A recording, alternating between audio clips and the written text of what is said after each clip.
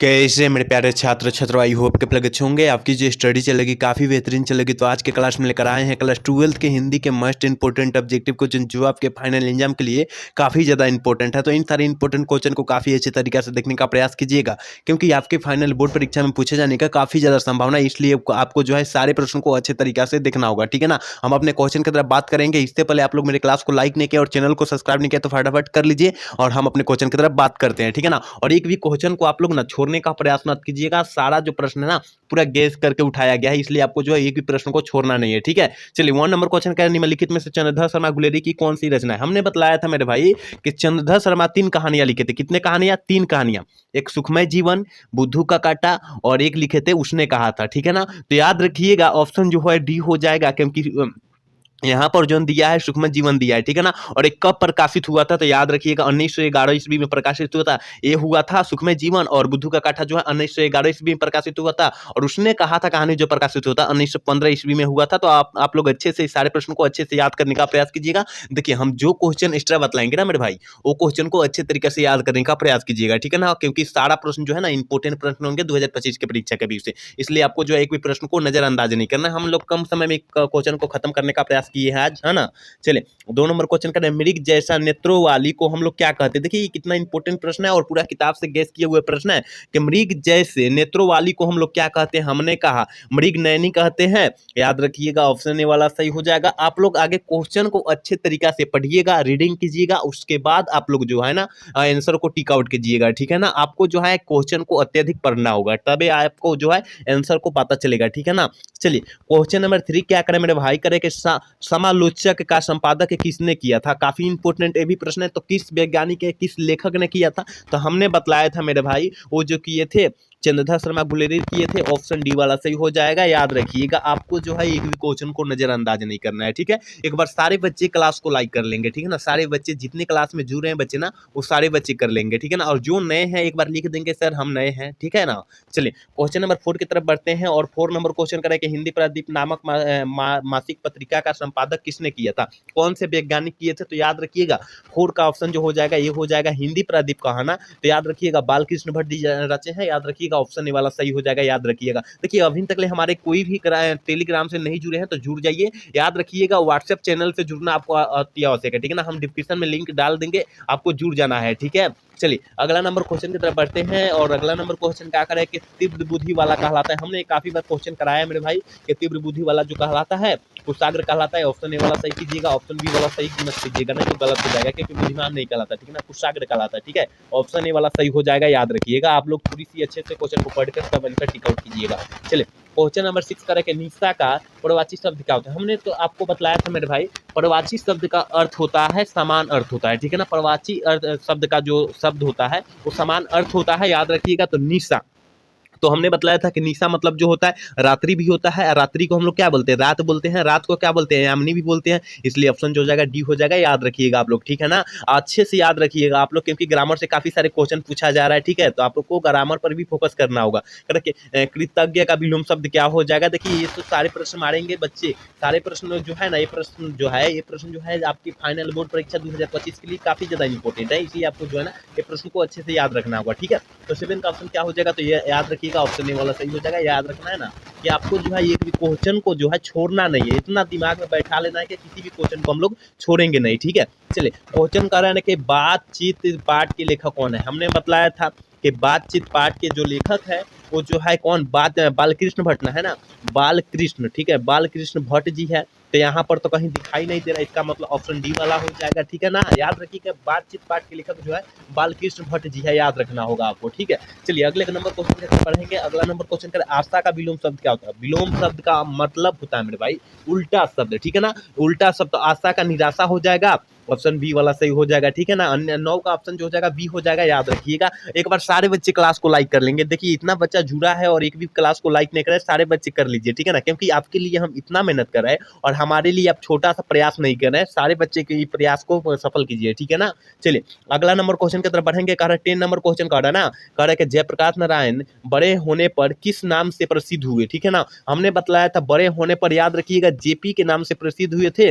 Option A वाला सही हो जाएगा। या लोकनायक के नाम से प्रसिद्ध हुए थे, ये भी याद रखिएगा आप लोग, ठीक है ना, क्योंकि उसी का नाम जो है लोकनायक है जयप्रकाश नारायण का, ठीक है। चलिए अगला नंबर क्वेश्चन क्या कर रहा है कि जयप्रकाश नारायण का निधन कब हुआ था। हमने बताया था कि निधन जो हुआ था मेरे भाई, हमने काफी बार बताया था कि निधन जो हुआ था 1779 ईस्वी में हुआ था। ऑप्शन डी वाला सही हो जाएगा, याद रखिएगा, क्योंकि हमने बताया है क्वेश्चन को, ठीक है ना, क्योंकि आपकी बार जन्म मरण से काफी सारे क्वेश्चन रहेंगे तो आपको याद रखना होगा, ठीक है। चलिए क्वेश्चन नंबर 12 क्या कर रहा है कि भक्तमाल के रचयिता कौन है, कौन से लेखक लिखे हैं, रचना को कौन से रचे हैं, याद रखिएगा, कौन से व्यक्ति रचे हैं। हमने कहा कि भक्तमाल आ जाए, नाभा 10 मार दीजिएगा, क्योंकि रचना से भी काफी सारे क्वेश्चन पूछे जा रहे हैं मेरे भाई, क्योंकि रचना से भी काफी सारे क्वेश्चन पूछे जा रहे हैं। आपको पता होनी चाहिए कि जो बिहार बोर्ड 2025 में वाला मॉडल सेट जारी किया था उसमें रचना से ही काफी सारे क्वेश्चन थे, तो आपको याद रखना होगा, ठीक है। चलिए अगले नंबर क्वेश्चन की तरफ बढ़ेंगे। करे कि बीजक के रचयिता कौन है, बीजक के रचयिता जो है कौन से लेखक है, याद रखिएगा, बीजक कह रहा है, ठीक है ना, तो याद रखना है कबीर दास, ठीक है, ऑप्शन डी वाला सही हो जाएगा, ठीक है। चलिए अगला नंबर क्वेश्चन की तरफ बढ़ते हैं मेरे भाई। कर ओम प्रकाश वाल्मीकि की रचना कौन सी है। देखिए हमने कहा ना कि रचना से काफी सारे क्वेश्चन पूछे जाएंगे और उस रचना को आपको याद रखना है, ठीक है ना। तो ओम प्रकाश वाल्मीकि जी की रचना कौन सी है, हमने बताया पद जो है ये जो है सूरदास की है, पद 1 रहेगा, अभी तो कहा नहीं जा रहा है, पद 1 रहेगा तब सूरदास, पद 2 रहेगा तो तुलसीदास, याद रखिएगा, ठीक है। जूठन जो है ओम प्रकाश वाल्मीकि जी की रचना है, ऑप्शन बी वाला ही सही हो जाएगा। और प्रगीत और समाज जो है नामवर सिंह की रचना है, और तिरिच जो है जय कृष्ण मूर्ति जी की रचना है। आप लोग शिक्षा जो है ना जय कृष्ण मूर्ति जी की रचना है, याद रखिएगा आप लोग सारे प्रश्नों को, ठीक है। जो हम क्वेश्चन एक्स्ट्रा बतलाएंगे उसको अच्छे तरीके से आपको याद रखने की जरूरत है, ठीक है। चलिए अगला नंबर क्वेश्चन की तरफ बढ़ेंगे। करे कंकाल क्या है, कंकाल शब्द जो है एक प्रकार का जो है, याद रखिएगा, उपन्यास है, ऑप्शन सी वाला सही हो जाएगा, क्योंकि आपके फाइनल बोर्ड परीक्षा में इस टाइप से क्वेश्चन पूछा गया है, ठीक है, तो आपको याद रखना होगा। चलिए अगला नंबर क्वेश्चन क्या करें मेरे भाई। करे कि सुभद्रा कुमारी चौहान के पति का क्या नाम था। हमने बतलाया था कि सुभद्रा कुमारी चौहान का पति का नाम ठाकुर लक्ष्मण सिंह था, ऑप्शन जो हो जाएगा ये हो जाएगा। और सुभद्रा कुमारी चौहान का निधन कैसे हुआ था, तो याद रखिएगा कार दुर्घटना में हुआ था, क्योंकि इस टाइप से क्वेश्चन पूछा गया आपके फाइनल बोर्ड परीक्षा में काफी बार, ठीक है, तो आपको याद रखना होगा। चलिए अगला नंबर क्वेश्चन कह रहा है ना कि लकीर का फकीर होना मुहावरे का अर्थ जो होता है वो क्या होता है। लकीर का फकीर होना मुहावरा का अर्थ जो होता है मेरे भाई वो क्या होता है, हमने बतलाया परंपरावादी होना, ऑप्शन जो हो जाएगा ये वाला सही हो जाएगा, क्योंकि हमने बतलाया है जो मेरा क्लास बच्चा दोपहर में 1 बजे और शाम को 6 बजे करता होगा ना, उसको सारा क्वेश्चन पता होगा, ठीक है ना, क्योंकि हमने काफी सारा क्वेश्चन करा रखा है पहले, ठीक है ना। तो इस समय जुड़ने का आप लोग प्रयास करें, दोपहर 1 बजे और शाम को 6 बजे जुड़ने का आप लोग प्रयास करें, ठीक है। चलिए क्वेश्चन नंबर 18 की तरफ बढ़ते हैं। कि थारन शब्द किस शब्द से विकसित हुआ है, ठीक है ना, मतलब इसका विकास जो है किस शब्द से हुआ है। हमने बोला कि आजकल थार जो है ट्रेंड में चल रहा है, इसका मतलब थार से हुआ विकसित हुआ था थारन शब्द, ऑप्शन बी वाला सही हो जाएगा, क्योंकि हमने बताया है कि थार जो है ट्रेंड में चल रहा है, रंगदारी वाला गाना लगा रहा है सब लड़का, है ना। चलिए क्वेश्चन नंबर 19 की तरफ बढ़ता है। कह रहा है ना कह रहा है कि ओ सदा नीरा किसको निर्मित बनाकर लिखा गया। हमने कहा कि ओ सदा नीरा किसको निर्मित बनाकर लिखा गया, हमने बोला था कि गंडक नदी को जो है ना मेरे भाई वो क्या निर्मित बनाकर लिखा गया था, ऑप्शन बी वाला सही हो जाएगा। याद रखिएगा कि गंडक नदी को जो है ना निर्मित बनाकर लिखा गया था। और पूछेगा कि औसत नीरा पाठ के लेखक कौन है, तो जगदीश चंद्र माथुर मारिएगा, याद रखिएगा आप लोग, है ना। चलिए अगले नंबर क्वेश्चन की तरफ बढ़ते हैं। करें कि लहना सिंह की मृत्यु किसकी गोद में हुई थी, और आपके फाइनल बोर्ड परीक्षा में काफी बार प्रश्न पूछा भी गया है मेरे भाई। करें कि लहना सिंह की मृत्यु जो है किसकी गोद में हुई थी, हमने बताया था वजीरा सिंह की गोद में, ऑप्शन बी वाला सही हो जाएगा, क्योंकि हमने क्वेश्चन पहले ही करा रखा है, ठीक है ना, पहले ही करा रखा है, क्योंकि 4000 से ऑब्जेक्टिव ऊपर करा रखे हैं हमने, ठीक है ना, 4000 प्लस से जो है हम लोग ऑब्जेक्टिव करा रखे हैं, तो आपको याद रखना होगा, ठीक है ना। एक बार सारे बच्चे क्लास को लाइक कर लेंगे, देखिए जितने भी बच्चे क्लास को देख रहे हैं ना एक बार सारे बच्चे क्लास को लाइक कर देंगे, देखिए एक लाइक से और एक सब्सक्राइब से हमें बहुत ज्यादा मोटिवेट मिलता है, इसलिए आपको जो है उस मोटिवेट को बढ़ाना है अभी आपको, ठीक है ना। तो एक लाइक और एक सब्सक्राइब करना आपको बनता है, ठीक है। चलिए 21 नंबर क्वेश्चन की तरफ बढ़ते हैं। करें कि संस्कृति के 4 अध्याय किसकी कृति है, किसकी रचना है या किसकी कृति है। हमने बोला रचना से काफी सारे क्वेश्चन आ रहे हैं, तो किसकी कृति है, तो रामधारी सिंह दिनकर जी की है, ऑप्शन जो है ना डी हो जाएगा, याद रखिएगा। और रामधारी सिंह दिनकर को ना राष्ट्र कवि के नाम से भी जाने जाते हैं, याद रखिएगा ये भी, ठीक है। चलिए अगला नंबर क्वेश्चन की तरफ बढ़ेंगे। करें कि अर्धनारीश्वर कब प्रकाशित हुआ, अर्धनारीश्वर पाठ जो है कब प्रकाशित हुआ था, तो हमने बताया था आपको कि 1952 ईस्वी में प्रकाशित हुआ था, ऑप्शन सी वाला सही हो जाएगा, याद रखिएगा आप लोग। चलिए अगला नंबर क्वेश्चन की तरफ बढ़ेंगे। करें कि वस्तुओं के नाम को क्या कहते हैं। देखिए ये आपके फाइनल बोर्ड परीक्षा 2025 में आ जाने की संभावना है, ठीक है ना, कि किस हम क्या कहते हैं, तो याद रखिएगा 23 का ऑप्शन नहीं हो जाएगा, क्योंकि संज्ञा कहते हैं, क्योंकि तो सारे छात्रों को पता होनी चाहिए कि वस्तुओं के नाम को हम लोग संज्ञा कहते हैं, याद रखिएगा, है ना। चलिए अगला नंबर क्वेश्चन क्या करें कि ग्रेगिन इनमें से किससे से संबंधित। ग्रेगिन जो है एक प्रकार का बीमारी है और बीमारी से संबंधित है, और इसका ऑपरेशन जो है महेश्वर कर रहा था, जो डॉक्टर था, ठीक है ना, महेश्वर एक डॉक्टर था और वह ग्रेगिन नामक बीमारी का ऑपरेशन कर रहा था, याद रखिएगा, ठीक है। चलिए अगला नंबर क्वेश्चन की तरफ बढ़ते हैं। नदी के द्वीप की किसकी रचना है? किस लेखक की रचना जो है नदी के द्वीप का है, ठीक है ना, किस लेखक की रचना? हमने बतलाया था आपको कि अगेज जी के जो है ना, अगेज जी के जो है रचना है नदी के द्वीप की रचना है, ठीक है। ऑप्शन जो हो जाएगा 25 का ऑप्शन बी हो जाएगा, याद रखिएगा, ठीक है। और अगेज जी का पूरा नाम पूछेगा तो सचिदानंद हीरानंद वाजपेयी, आगे आप लोग मार दीजिएगा, ठीक है। अगला नंबर क्वेश्चन की तरफ बढ़ रहा है। सदा नीरा किसकी रचना है? देखिए यहाँ सादा नीरा लिखा गया है, लेकिन ओ सदा नीरा होता है, ठीक है ना, ओ सदा नीरा, ठीक है ना। ओ सदा नीरा जो है किसकी रचना है, किस लेखक की रचना है? हमने बोला कि रचना से काफी सारे क्वेश्चन पूछे जा रहे हैं। बिहार बोर्ड रचना से काफी सारा क्वेश्चन डाल रहा है, तो आपको जो है रचना याद रखने की जरूरत है, ठीक है ना। तो याद रखिएगा जगदीश चंद्र माथुर जी की रचना है, ऑप्शन ए वाला सही हो जाएगा, याद रखिएगा। आपको जो है एक भी क्वेश्चन को छोड़ना नहीं है, ठीक है ना, आपको दिमाग में बैठा लेना है, फिट कर लेना है कि एक भी क्वेश्चन को हम लोग छोड़ेंगे नहीं वहाँ, ठीक है। चलिए क्वेश्चन नंबर 27 क्या करें? तिरंगा शब्द में कौन सा समास हो जाएगा? तिरंगा में देखिए 3 रंग वाला, ठीक है ना, 3 रंग वाला, इसका मतलब जो कारक का चिन्ह आ गया, और देखिए 3 रंग वाला नहीं, कारक का थोड़े द्विगु समास हो जाएगा, क्योंकि संख्या का बोध आ रहा है ना, 3 रंग वाला, 3 रंग वाला, इसका मतलब तिरंगा हो जाएगा, इसका मतलब द्विगु समास का उदाहरण हो जाएगा। ऑप्शन डी वाला सही हो जाएगा, याद रख लीजिएगा, यहाँ पर थोड़ी सी अपना मिला लीजिएगा, ठीक है। चलिए क्वेश्चन नंबर 28 क्या कह रहा है? कह रहा है भगत सिंह के माँ का क्या नाम था? हमने बतलाया था कि भगत सिंह का जो नाम था, भगत सिंह का माँ का नाम जो था विद्यावती देवी था, ऑप्शन बी वाला सही हो जाएगा, 28 का ऑप्शन बी हो जाएगा, याद रखिएगा। आप लोग इन सारे प्रश्नों को अच्छे तरीके से याद रखने की जरूरत रखिएगा, ठीक है।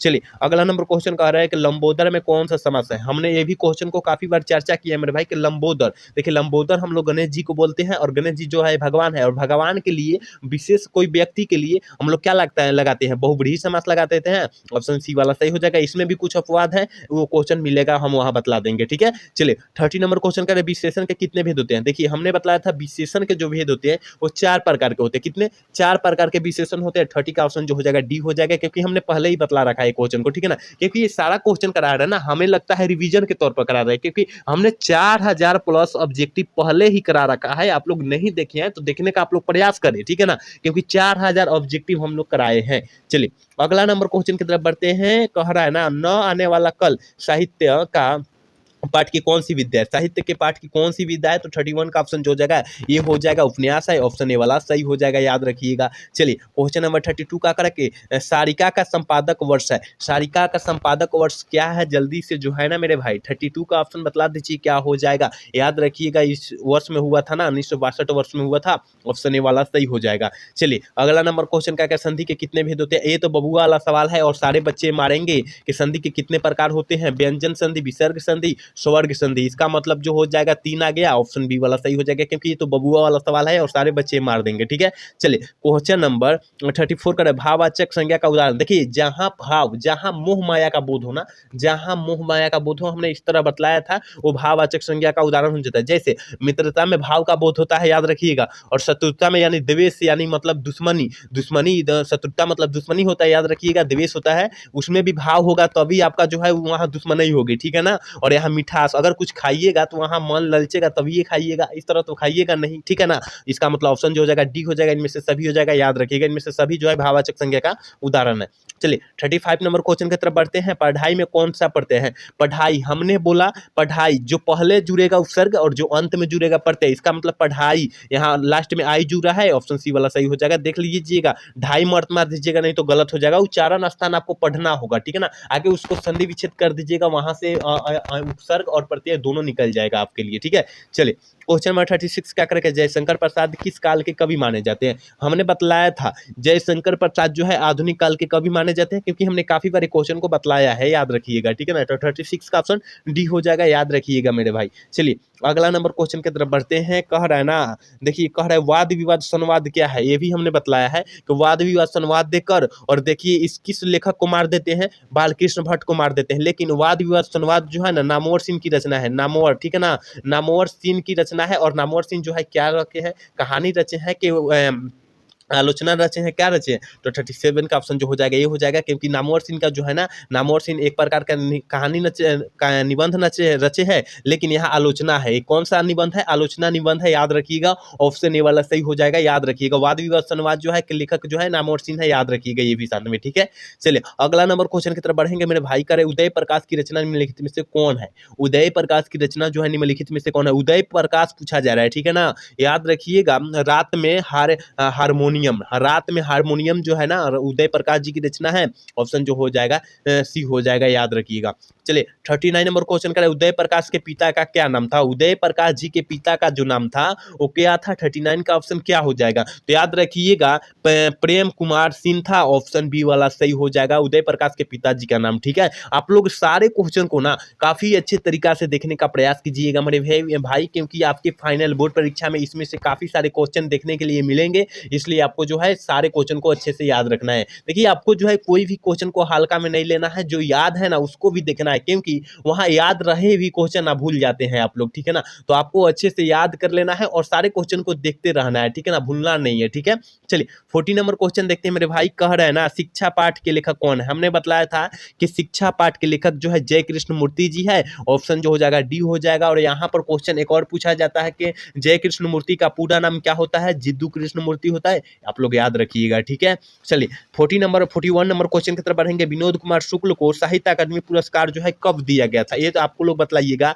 कि साहित्य अकादमी पुरस्कार जो है हमने बतलाया था कि याद रखिएगा मेरे भाई 1999 ईस्वी में दिया गया था, याद रखिएगा। ठीक है, चलिए क्वेश्चन नंबर 42 का आकार है कि अशोक वाजपेयी का मूल निवास स्थान। देखिए मूल निवास स्थान एक रहने का स्थान होता है, एक मूल निवास स्थान होता है, याद रखिएगा। तो 42 का ऑप्शन जो हो जाएगा बी हो जाएगा। सागर मध्य प्रदेश में है। सागर कहाँ है? मध्य प्रदेश में है, इसलिए ऑप्शन जो हो जाएगा बी हो जाएगा, याद रखिएगा। चलिए क्वेश्चन नंबर 43 की तरफ बढ़ते हैं। ज्ञानेंद्र पति का कविता जो है कविता संग्रह है, ज्ञानेंद्र पति का कविता संग्रह पूछा जा रहा है। ठीक है ना, तो याद रखिएगा कवि ने कहा ये भी तो है, संज्ञात्मक ये भी तो है, गंगा तट ये भी है, इनमें से सभी हो जाएगा, इनमें से सभी हो जाएगा, याद रखिएगा। और ये याद रखिएगा, ये काफी इंपॉर्टेंट है कि संज्ञात्मक कविता संग्रह ज्ञानेंद्र पति को कब दिया गया था? तो याद रखिएगा 2006 में दिया गया था, याद रखिएगा। ये काफी इंपॉर्टेंट है। इस तरह का क्वेश्चन काफी बार आपके फाइनल बोर्ड परीक्षा में आया है, तो आपको याद रखने की जरूरत है। ठीक है, चलिए 44 नंबर क्वेश्चन क्या करें कि सुभद्रा कुमारी चौहान का प्रतिनिधि कविता संग्रह कौन है? जल्दी से जो है ना